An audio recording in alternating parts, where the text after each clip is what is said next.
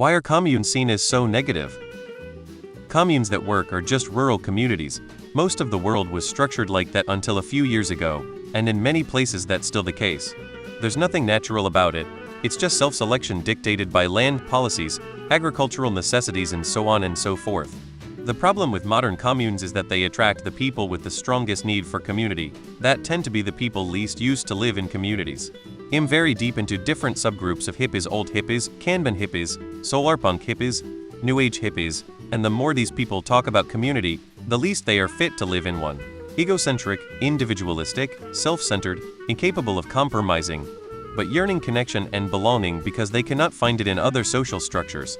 You put a bunch of these people together, with little experience or a lot of bad experiences, strong expectations, diverging needs, different pre-existing economic situations, and it's a recipe for disaster. This without considering the cultish ones, where the cult element or the leader apply even more pressure to keep going, until internal strife explodes.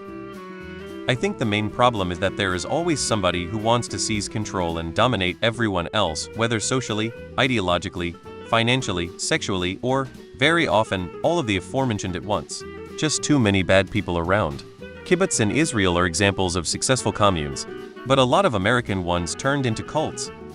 They exist, they've probably always existed in some form, and they work well except when they don't.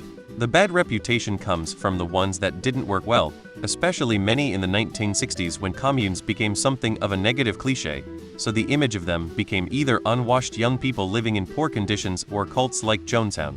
Friends I knew who were essentially refugees from the farm, a large commune in Tennessee that originated in a hippie group in San Francisco, and it seems typical of the roots of the bad reputation. It was run by someone arguably a cult leader and his core group, and people lived in third world poverty eating badly.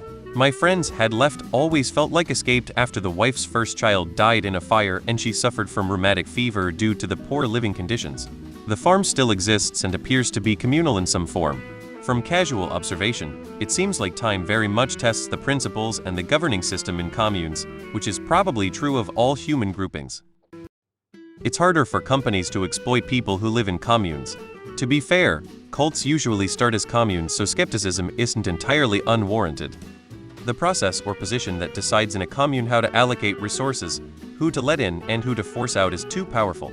Whoever controls that process is corrupted by the power and becomes a small community tyrant in a way that doesn't happen when people are more integrated into the larger community around them.